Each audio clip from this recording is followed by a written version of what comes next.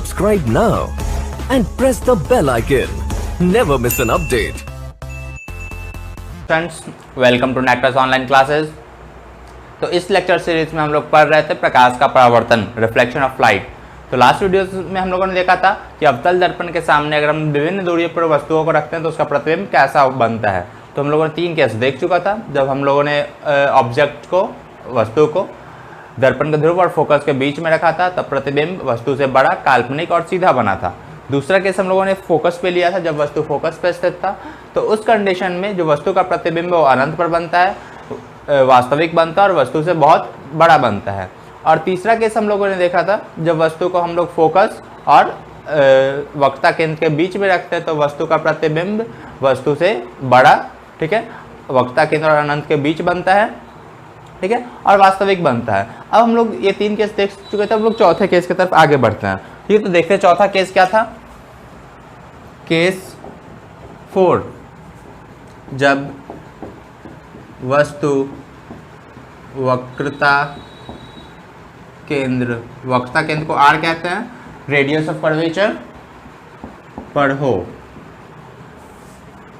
When object is at R, radius of curvature. इस case में देखते हैं प्रतिबिंब कैसा बनता है। सबसे पहले हम एक अवतल दर्पण ले लेते हैं। हमारे पास ये एक अवतल दर्पण है, ये पीछे वाला भाग कलर्ड सरफेस है, ठीक है। हम एक प्रधान अक्ष ले लेंगे, यहाँ प्रधान अक्ष है, ठीक है। ये यहाँ पे कहीं पे फोकस होगा, मान लेते हैं ये हमारा फोकस है, ठीक है। यहाँ पे सेंटर ऑफ कर्वेचर, ठीक है, C होगा। हम वस्तु को कहाँ पे रख रहे हैं, वस्तु को हम C पे रख रहे हैं, वस्तु को हम C पे रख रहे हैं। तो ये हमारा वस्तु है AB हमारा वस्तु है, ठीक है। तो जो किरण हम लोग ले रहे हैं, ठीक है, एक किरण हम लोग को समानांतर लेना है, प्रधान अक्ष के समानांतर। ये किरण प्रधान अक्ष के समानांतर गई। जब भी कोई किरण गोलीय दर्पण प्रधान अक्ष के समानांतर जाती है तो परावर्तन के बाद फोकस से होकर गुजरती है। ये परावर्तन के बाद फोकस से होकर गुजरेगी, ठीक है। एक किरण हम लोगों ने ये लिया है। दूसरा किरण हम लोग फोकस से ले सकते हैं। हम लोगों ने बहुत सारे किरण, 3-4 किरण के बारे में पढ़ा था, तो एक समानांतर ले सकते हैं, दूसरा हम लोग फोकस से जाते हुए ले सकते हैं। तो यहाँ पे एक किरण मैंने ऐसा ले लिया जो फोकस से होकर गुजर रही है, ठीक है। तो जब किरण फोकस से होकर गुजरेगी तो ये दर्पण से परावर्तन के बाद क्या हो जाएगी, समानांतर,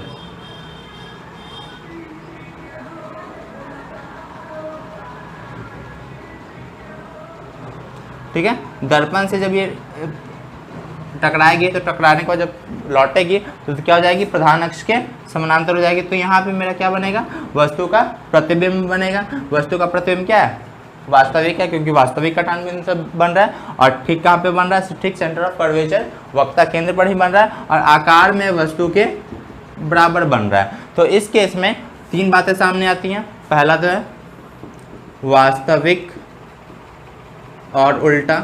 प्रतिबिंब कैसा होगा, वास्तविक और उल्टा होगा। आकार कैसे होगा, आकार में बराबर, जितना बड़ा वस्तु होगा, ठीक, उतना ही बड़ा प्रतिबिंब बनेगा। और तीसरा हमारे पास है स्थिति कहाँ बनेगा, तो आंसर होगा C पर, मतलब वक्रता केंद्र पर, ठीक है। तो ये हमारा चौथा केस था। आप लोग इसका स्क्रीनशॉट ले सकते हैं, ठीक है। फिर हम लोग आगे केस नंबर 5 देखेंगे। चलिए आगे बढ़ते हैं।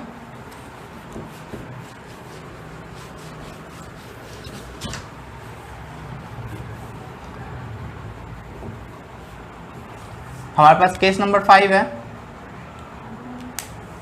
ठीक है। केस 5 में हम लोग देखेंगे जब वस्तु वक्रता केंद्र और अनंत के बीच हो। जब वस्तु वक्रता केंद्र C और अनंत के बीच हो, ठीक है। तो वक्रता केंद्र और C के बीच अनंत मतलब रेडियस ऑफ कर्वेचर और इन्फिनाइट के बीच हो, तो प्रतिबिंब कैसा बनेगा वो देखते हैं। तो सबसे पहले हम एक अवतल दर्पण लेते हैं, ठीक है, कनकेव में। अब हम लोग यहाँ पे क्या करते हैं, ये हमारा P है, हम यहाँ से एक ये फोकस ले लेंगे और फिर यहाँ से हम लोग सेंटर ऑफ कर्वेचर ले लेंगे। ये हम लोगों ने सेंटर ऑफ कर्वेचर ले लिया है। हम लोग को करना क्या है, वस्तु को इधर अनंत है, कहीं पे इनफाइनाइट है, ठीक है, इसके बीच हम कहीं वस्तु को रख देते हैं। वस्तु को हम लोगों ने यहाँ पे रख दिया, ठीक है। तो एक वस्तु का नाम दे देते हैं हम लोग ए बी। तो एक किरण हम लोग को समानांतर लेना जो प्रधान अक्ष के समानांतर हो। ये किरण है प्रधान अक्ष के समानांतर, ठीक है। तो प्रधान अक्ष के समानांतर किरण दर्पण से परावर्तन के बाद फोकस से होकर गुजरती है। तो ये परावर्तन के बाद किस बिंदु से होकर गुजर रही है, फोकस से होकर गुजर रही है। हमें दूसरा किरण जो लेना है वो कहाँ से लेना है, वक्रता केंद्र से होते हुए। तो हम यहाँ से एक वक्रता केंद्र से होते हुए एक किरण ले लेते हैं, ठीक है। जब कोई रे वक्रता केंद्र से होकर गुजरती है तो ठीक उसी रास्ते पे लौट के आ जाती है, ठीक है। तो यहाँ पे जो कट रहा है, ठीक है, ये बिंदु क्या हो जाएगा हमारा, यही बिंदु यहाँ पे प्रतिबिंब बनेगा। प्रतिबिंब वास्तविक कटान बिंदु से बन रहा है तो हमारा प्रतिबिंब वास्तविक होगा, ठीक है। वास्तविक है, वस्तु से छोटा है और उल्टा है, बन कहाँ रहा है, वक्रता केंद्र और फोकस के बीच में। तो इस फिगर से हमको 3 बातें पता चलती है। पहला तो वास्तविक और उल्टा, प्रतिबिंब कैसा है, वास्तविक और उल्टा है। दूसरा देखें, ठीक है, तो दूसरी बात क्या है, सेंटर ऑफ कर्वेचर और फोकस के बीच में बन रहा है, मतलब वक्रता केंद्र और फोकस के बीच में, वक्रता केंद्र that is C, centre of curvature और फोकस के बीच में बन रहा है। तीसरा बात क्या है, वस्तु से छोटा है, वस्तु से छोटा। तो ये 3 केस, ये 3 बातें सामने निकल कर आती हैं। तो आप लोग इसका स्क्रीनशॉट ले सकते हैं, ठीक है। उसके बाद हम लोग नेक्स्ट केस की तरफ आगे बढ़ेंगे। तो चलिए अब फिर नेक्स्ट केस देखते हैं। नेक्स्ट केस हम लोग क्या, जब वस्तु को हम लोग अनंत पे रखेंगे, हम लोग यहाँ पे रख के देख चुके थे लास्ट वीडियो में। फिर हम लोगों ने फोकस पे रखा था, फिर हम लोगों ने फोकस और वक्रता के बीच में रखा था, फिर हम लोगों ने वक्रता केंद्र पे रखा, और फिर हम लोगों ने यहाँ पे वक्रता केंद्र और इनफाइनाइट के बीच में रखा है। अब हम लोग इनफाइनाइट पे अनंत पे रख के देखेंगे क्या होता है। तो चलिए देखते हैं।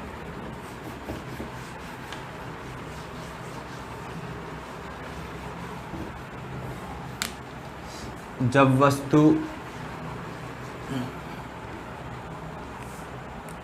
अनंत पर हो, ये हमारा 6th केस है। जब वस्तु अनंत पर हो, जब वस्तु अनंत पर हो मतलब इनफाइनाइट पे, ठीक है। इनफाइनाइट पे होगा तो क्या होगा, देखते हैं। हमारा ये अवतल दर्पण, कनकेव मिरर, हम लोग क्या ड्रॉ करेंगे, एक प्रधान अक्ष प्रिंसिपल एक्सिस ड्रॉ करेंगे, ये ध्रुव पोल, ठीक है। फिर हम लोग क्या लेना है, फोकस, ठीक है, एक सेंटर ऑफ कर्वेचर, ठीक है, वक्रता केंद्र। अब हम लोग करना क्या है, अब अनंत से कोई वस्तु है, अनंत मतलब बहुत दूर वस्तु, क्या होगा, बहुत दूर होगा, ठीक है, बहुत दूर होगा वस्तु, ठीक है। तो बहुत दूर से कोई किरण आ रहा है, मान लेते हैं किरण आ रहा है, ठीक है, किसी वस्तु से, ठीक है, ये किरण आ रहा है तो परावर्तन होगा, ठीक है।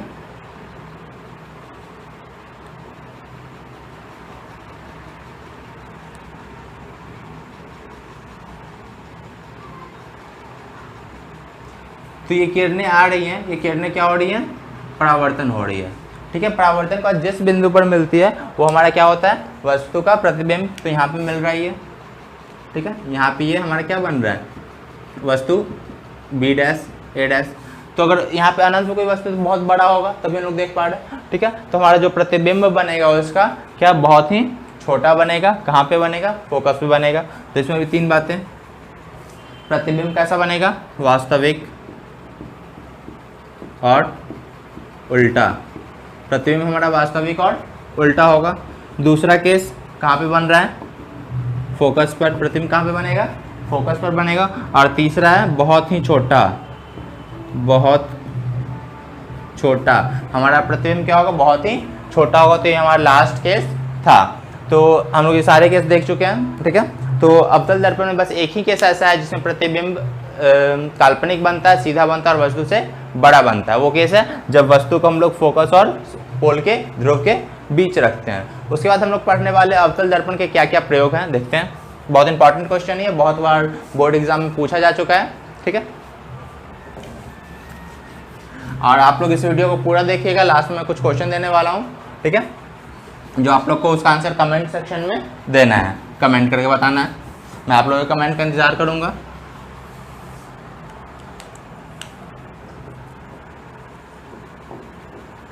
अवतल दर्पण के प्रयोग, यूजेस ऑफ कॉनकेव मिरर, ठीक है, यूजेस ऑफ कॉनकेव मिरर।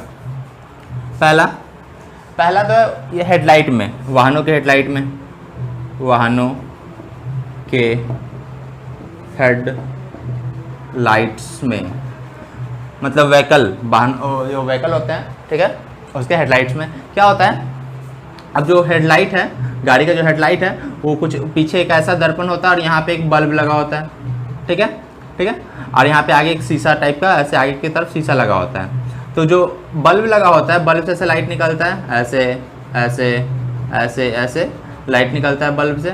अब क्या होता है, हमको सामने देखना होता है, तो ये जो बल्ब जहाँ लगा होता है वाहन के आगे में, ठीक है, हेडलाइट, उसके पीछे अवतल दर्पण हम लोग लगा लेते हैं, ठीक है, और बल्ब कुछ इस प्रकार एडजस्ट किया जाता है कि ये बल्ब क्या हो, उसके फोकस पे, इस अवतल दर्पण के फोकस पे बल्ब को एडजस्ट कर लेते हैं। और जब यहाँ से किरण ऐसे निकलता है तो ये क्या हो रहा है, जब कोई, हम लोग पढ़ चुके हैं कि अवतल दर्पण में अगर फोकस से कोई दिशा में कोई किरण आ रहा है, ठीक है, तो क्या हो जाता है, पैरेलल चला जाता है। तो इस केस में ये फोकस है, फोकस से यहाँ पे किरण आ रहा है तो क्या हो जाएगा, ऐसे ये समानांतर जाएगा, तो हम लोग आगे की वस्तु को क्या कर आराम से देख सकते हैं। तो वाहनों के हेडलाइट में इसका इस्तेमाल किया जाता है, ठीक है। फिर दूसरा, हजामती दर्पण, मतलब शेविंग मिरर, शेविंग मिरर, ठीक है। तो हम लोग सैलून वगैरह में जाते हैं, ठीक है, तो वहाँ पे जो दर्पण लगा होता है वो कॉनकेव मिरर होता है, ठीक है, दिखता है उस प्लेन ही है, लेकिन वो क्या होता है, बहुत बड़े, अगर कोई मान लेते हैं बहुत बड़ा गोला है, ठीक है, तो बहुत बड़ा गोला का जो छोटा सा टुकड़ा है वो निकालेंगे तो तुमको समतल नहीं दिखेगा, लेकिन है तो ये कॉनकेव। अगर हम इधर से निकालें, ठीक है, इधर से निकाल ले तो क्या होगा, ये पूरा भाग क्या है, कॉनकेव है, इसका छोटा भाग क्या दिखेगा, समतल नहीं दिखेगा। तो क्या होता है, वो हमको समतल ही नजर आता है, लेकिन क्या होता है, एक बहुत बड़े कॉनकेव का टुकड़ा होता है, ठीक है। और अगर बहुत बड़ा वो कॉनकेव मिरर का गोले का टुकड़ा है तो उसका फोकस बहुत बड़ा होगा, जब हम लोग बैठते हैं तो उसके फोकस के अंदर आ जाते हैं। और हम लोगों ने देखा है कि जब अवतल दर्पण के सामने वस्तु को फोकस और ध्रुव के बीच रखते हैं तो प्रतिबिंब सीधा बनता है और बड़ा बनता है, ठीक। तो हजामती दर्पण शेविंग मिरर में हम लोग को अपना चेहरा देखना होता है, ठीक है, शेविंग करने के लिए, तो चेहरे पे जो बाल आता है तो वो बड़ा बड़ा दिखाई देना चाहिए, इसलिए हम लोग वहाँ पे अवतल दर्पण का इस्तेमाल करते हैं। फिर तीसरा केस है सर्च लाइट में। सर्च लाइट क्या होता है, हम लोग, आप डिस्कवरी चैनल अगर देखते होंगे तो वहाँ पे आप लोग को दिखा होगा कि जो भी माइंस में काम करते हैं, मतलब खदान में काम करते हैं, ज़मीन के नीचे अनुसंधान खोज करते हैं, ठीक है, तो उनके सिर पे एक सर्च लाइट लगा होता है, एक लाइट लगा होता है, तो उसमें भी अवतल दर्पण का इस्तेमाल होता है, जैसा कि वाहन में इस्तेमाल होता है गाड़ियों में, ठीक उसी प्रकार बल्ब के पीछे अवतल दर्पण लगा होता है ताकि पैरेलल बीम समानांतर किरण पुंज प्राप्त हो। फिर नाक, कान, गले के डॉक्टरों द्वारा, ठीक है, नाक, कान, गले, ये सब के जो डॉक्टर होते हैं, दांत, ठीक है, डेंटिस्ट वगैरह होते हैं, वो अवतल दर्पण का इस्तेमाल करते हैं वो चीज़ों को देखने में, ठीक है, क्योंकि अगर नाक, कान जो हमको देखना हो, बहुत छोटे छोटे चीज़ों को देखना होगा, ठीक है, तो वहाँ पे भी अवतल दर्पण का इस्तेमाल किया जाता है। तो ये हमारा अवतल दर्पण का इस्तेमाल था, मैंने चार्ट बता दिया है, बहुत है इतना, ठीक है। अब हम लोग देखेंगे उत्तल दर्पण में, देखेंगे कि उत्तल दर्पण में अगर वस्तु को डिफरेंट पोजीशन पे रखते हैं तो प्रतिबिंब कैसा बनता है। चलिए देखते हैं।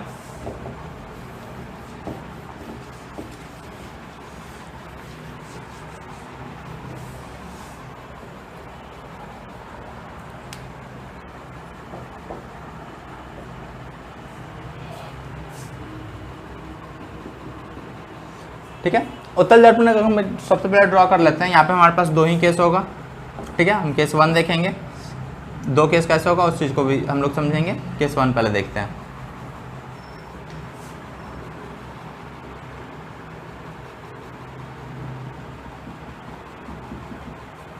हम लोग अब दर्पण के सामने जब भी वस्तु रखते हैं तो हमेशा हम लोग क्या करते हैं, लेफ्ट साइड रखते हैं, ठीक है।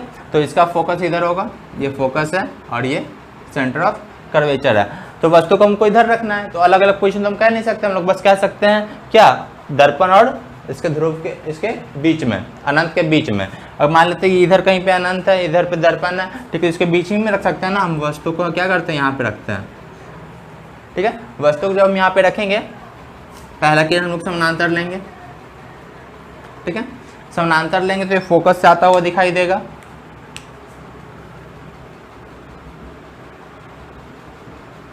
ठीक है। ये कुछ ऐसे जाएगा परावर्तन के बाद,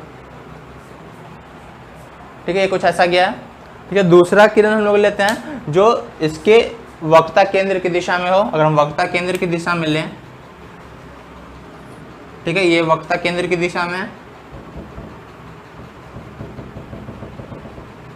ठीक है, ये वक्रता केंद्र की दिशा में हम लोग लिए, तो वक्रता केंद्र की दिशा में लोग तो जिस रास्ते पे आएगा उसी रास्ते पे लौट के चला जाएगा। हमको ऐसा महसूस होगा कि ये किरण क्या है, इस बिंदु सी से आ रहा है। तो इस केस में यहाँ पे जहाँ पे कट रहा है, हमको लगा कि ये दोनों रेखा जिस बिंदु से आ रहा है वो ये पॉइंट है, ठीक है। तो इस केस में हमको जो प्रतिबिंब दिखाई देता है वो क्या दिखाई देता है, सीधा दिखाई देता है, वस्तु से छोटा दिखाई देता है। तो यहाँ पे हमारे पास एक बात आएगा कि प्रतिबिंब कैसा होगा, काल्पनिक, और काल्पनिक प्रतिबिंब हमेशा सीधा होता है। दूसरा चीज क्या है, वस्तु से छोटा। कहाँ बनेगा, तो ये फोकस और अनंत के बीच में बनेगा, ठीक है। तो ये आप लोग स्क्रीनशॉट ले सकते हैं। मैं थोड़ा पीछे हट जाता हूँ।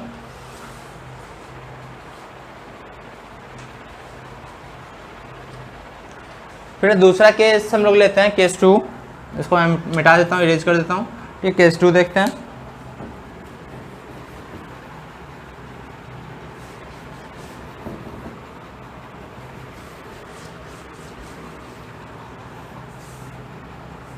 अवतल दर्पण का मैं एक और यूज हो सकता है, जो सोलर कुकर होता है, ठीक है। सोलर कुकर के बारे में आप लोगों ने सुना होगा। सोलर कुकर में क्या करते हैं, हम लोग खाना रख देते हैं और ठीक है, सन के एनर्जी को एक जगह केंद्रित करके, ठीक है, एक जगह केंद्रित करके हम लोग क्या करते हैं, उसका यूज़ करके खाना बनाने का कोशिश करते हैं। ऐसा कुकर तैयार किया गया है, ठीक है। तो वहाँ पे सोलर कुकर में भी अवतल दर्पण का इस्तेमाल किया जाता है। उसके अलावा सौर भट्ठी, ठीक है, इन सब जगहों पे अवतल दर्पण का इस्तेमाल किया जाता है, ठीक है। अब केस 2 हम लोग देखेंगे, जब वस्तु अनंत पर हो, when object is at infinite, जब वस्तु अनंत पर हो, जब वस्तु अनंत पर हो। तो इस केस में देखते हैं, सबसे पहले कन्वेक्स मिरर हमको तैयार करना है।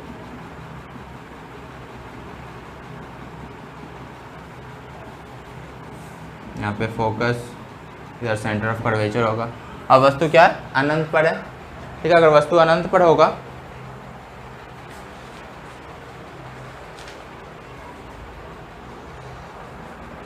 तो उस केस में मान लेते वस्तु अनंत पे है, अनंत से कोई किरण आ रहा है, ठीक है, अनंत से कोई किरण आ रहा है तो ये ऐसे लौट जाएगा, ठीक है, हमको यहाँ से आता हुआ दिखाई देगा। हम मान लो कोई और किरण है, ये भी अनंत से आ रहा है, अनंत से बहुत दूर तक चला जाएगा, ठीक है, ये भी ऐसे लौटेगा, ठीक है। सॉरी, ये इसको ऐसे पूरा मिला देते हैं। तो ये भी हमको इस बिंदु से आता हुआ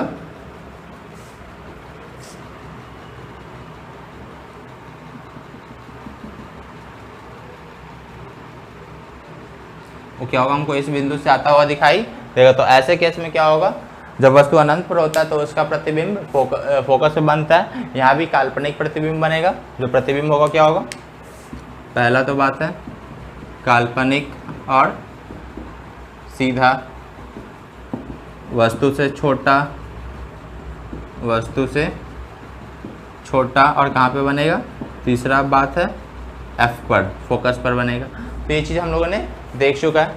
उसके बाद हम लोग देखेंगे उत्तल दर्पण का इस्तेमाल कहाँ कहाँ करते हैं, ठीक है। तो उत्तल दर्पण का इस्तेमाल हम दोनों केस देखें तो दोनों केस में जो प्रतिबिंब बन रहा है वो वस्तु से छोटा बन रहा है। तो उत्तल दर्पण का इस्तेमाल भी हम लोग वहीं करेंगे जहाँ पे हम लोग प्रतिबिंब छोटा देखना हो, ठीक है। वस्तु अगर हम वस्तु का बहुत बड़ा है, उसको हमको छोटा प्रतिबिंब देखना हो तो वहाँ पे हम लोग क्या करते हैं, उत्तल दर्पण का इस्तेमाल करते हैं। तो इसका इस्तेमाल हम लोग वाहनों के साइड मिरर में करते हैं। जो मतलब ये बाइक होता है, कार होता है, उसके साइड में एक मिरर लगा होता है, वो उत्तल दर्पण होता है। वो ऐसा उत्तल दर्पण इसलिए होता है क्योंकि पीछे का बहुत बड़ा एरिया हमको छोटे से दर्पण में देखना होता है। अगर तो बस पीछे वाला हमारे बहुत बड़ा ट्रक है तो उस ट्रक को हमको देखना, तो अगर छोटा बनेगा तो हम लोग क्लियरली देख पाएंगे। पीछे का बहुत बड़ा एरिया देखना होता है, ठीक है। तो हम लोग उत्तल दर्पण लगाते हैं क्योंकि क्या करता है, वो वस्तु का छोटा छोटा प्रतिबिंब बनाता है। तो वाहनों के साइड मिरर में हम लोग उत्तल दर्पण का इस्तेमाल करते हैं, ठीक है। तो आज के वीडियो में हम लोग इतना रहने देते हैं, नेक्स्ट वीडियो का इंतजार कीजिए, ठीक है। और अगर वीडियो पसंद आए तो लाइक कीजिए, चैनल को सब्सक्राइब कीजिए और दोस्तों के साथ शेयर करना ना भूलें। Thank you.